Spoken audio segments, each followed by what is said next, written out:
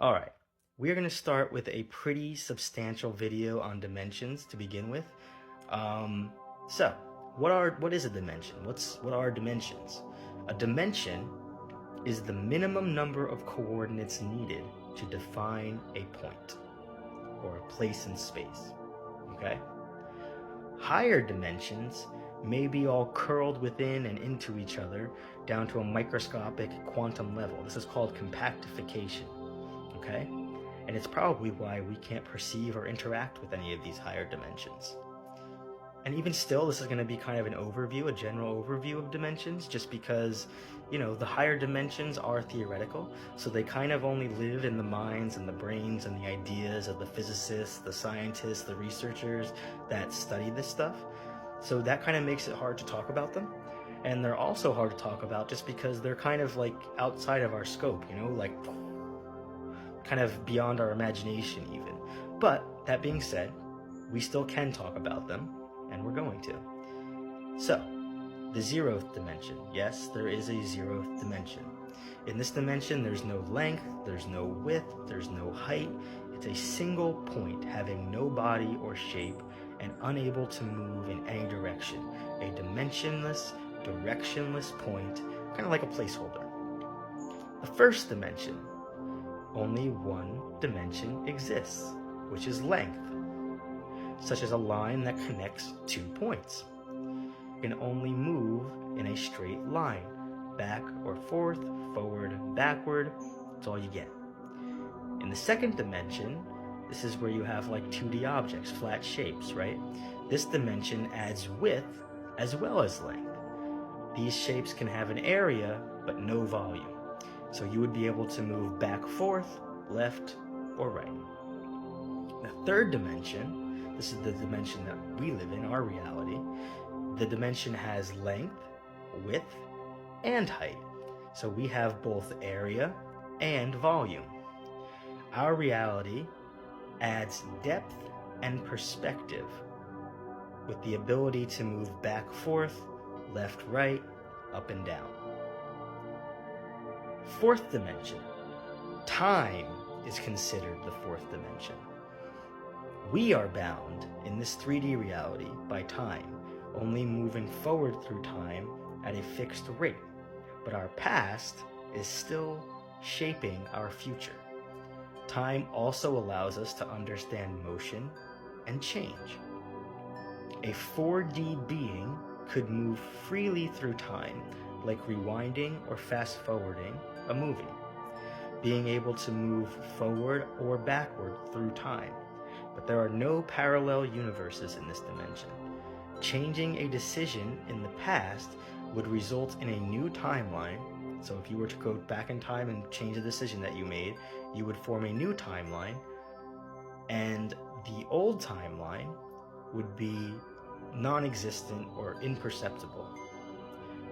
Movement in this dimension is through time, which is why if you go back and change a time, the new timeline causes the non-existence or perception of the original. The fifth dimension. In the fifth dimension, you can control time in different ways, being able to be in different locations at the same time. Parallel universes exist in the fifth dimension, meaning multiple versions of a 5-dimensional being could exist, but you would not be able to meet your alternate selves without traveling back in time to the point where the timelines split and then staying in your other self's timeline. Since they are parallel timelines, they would be inaccessible to you any other way because they never interact with each other. Because an infinite amount of decisions could possibly be made in a day, there could be infinite parallel universes, meaning the element of choice leads to new realities that all exist independently. And if you wanted to travel between these realities, between these timelines, you'd have to have a time machine, which you'd be able to do as a fifth-dimensional being. Maybe it's not even a machine, maybe it's just something that you can inherently do, right? You have access to time travel in the fourth and fifth dimensions. You would have to move backward in time to the point where you've made a decision and that timeline split off into parallel timelines. And then from that point where the timeline split, you could decide to go, oh, I'm going to go to this timeline, oh, I'm going to go to this timeline, oh, I'm going to go to this timeline. But you can't just freely move in between the parallel universes. However, in the sixth dimension, parallel universes exist. A 6D being could see all pasts, presents, and futures of all the parallel universes and alternate timelines. But all the parallel universes must have the same origin, such as the Big Bang. In the sixth dimension, you can easily and freely jump timelines or parallel universes without having to travel back in time to the point where the timelines split. So that's the difference between this and the fifth dimension. In the fifth dimension, if you wanted to travel between timelines, you'd have to travel to the point where the timelines originally split in time, and then from there you could travel into those parallel realities. In the sixth dimension, you can just easily and freely jump timelines or parallel universes whenever you so choose. You could see how every action or event could play out simultaneously, but this is not an all-knowing situation. You are not an all-knowing being at this point. You're just able to see the possibilities of how something could go. The seventh dimension. An infinite number of universes can exist. A seventh dimensional being can have infinite forms of themselves and can move freely to any universe, meaning both parallel universes that have the same origin point, which is what the sixth dimension is confined to, right? All the universes in the sixth dimension have to be confined to the Big Bang. In the seventh dimension, you could have universes that originated at the Big Bang and originated from something else entirely. And as a seventh dimensional being, you could move freely between any and all of these universes, right? You could move through the parallel ones, and separately, you can move through the unique universes that have their own origin points as well. Meaning, they could have their own separate laws of physics and possibilities in these universes. Everything, every possibility, and every outcome all happening at once for a seventh dimensional being. All possibilities of existence are possible and laid out before you in their different universes. The eighth dimension. Access to all possible pasts, presents, and futures for all the infinite universes, both parallel and original, in this dimension. There is no physical existence, however. It may be more like viewing a screen where objects are observable but not physical. We could see them, hear them, they can change shape, size, and every other aspect of appearance, but they have no physical presence. Every timeline and universe is right in front of you, happening simultaneously, but still in their respective timelines or universes. And these timelines and universes could possibly interact with each other in the eighth dimension. The ninth dimension. This is now out of the realm of reality, right? Physical laws probably don't exist here. A ninth dimensional being would be stepped out of reality. All possibilities, timelines, universes exist at once in a kind of super multiverse.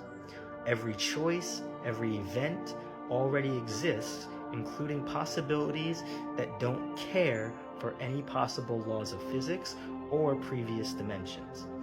Many nine-dimensional beings would be able to live and exist in the same place without ever knowing each other are there at the same time. 9D beings would be capable of going to any point in time of the infinite number of universes, would have no physical form, and could move through space-time in any of the universes at will. A 10th dimensional being would have infinite abilities, being able to manipulate the time-space fabric itself and be present everywhere at once. And if we're not there already, it's just things beyond our imagination, right? Things that we are incapable of comprehending, as are many of the higher dimensions. A 10th dimensional being would be infinitely powerful. Maybe you could call it God, maybe it's pure consciousness, right? but they exist in a higher dimension that allows realities themselves to unfold, from the smallest particles to the largest objects in all the cosmoses. You would not just be looking at everything from the previous dimensions that we talked about, but the actual fabric of what reality is. A view of how all the possible timelines and universes unfold, and what, if any, grand design or designs are behind it. The 11th dimension. Now, this dimension was proposed when superstring theory was proposed, and it was to answer new questions that arose. This is a theoretical omnipresence, a spatial master dimension where all the different variations of string theory can coexist, where all the particles and forces of our reality may originate. Okay, so that was a lot of dimension talk. And some of it is really hard to talk about, and some of it's really hard to understand, because that's the nature of this subject, and a lot of it is still theoretical, although we do have some good ideas and some good hints that these things may and probably do exist. But the main takeaways here are that a dimension is the minimum number of coordinates needed to define a point, okay? And by doubling those points, we can move up through the dimensions, right? So the 0th dimension has 1 point, right? A dimensionless, directionless point. First dimension has 2 points, right? Like a line. You connect those 2 points with a line. Here's 1 point, here's 2 points. That's the minimum number of coordinates needed to define that dimension. The second dimension has 4 points as the minimum number of coordinates needed. The 4th dimension has 16 points as the minimum number of coordinates needed. The 5th dimension has 32 points as the minimum number of coordinates needed, and so on and so forth, doubling all the way down, or all the way up, you might want to say, through the dimensions. But another way to think of it is as taking that imaginary placeholder of a point from the 0th dimension. It turns into a line in the 1st dimension. In the 2nd dimension, it can take the shape of a 2D shape, like a square. In the 3rd dimension, that square becomes a cube. In the 4th dimension, that cube becomes a tesseract. And again, so on and so forth, going up through the dimensions, and the shape becomes incredibly impossible to comprehend as these minimum points of coordinates needed to define the space get larger and larger. Even going from a cube to a tesseract, our brain can't truly comprehend. We can't truly ever represent what a tesseract would look like in our 3D reality.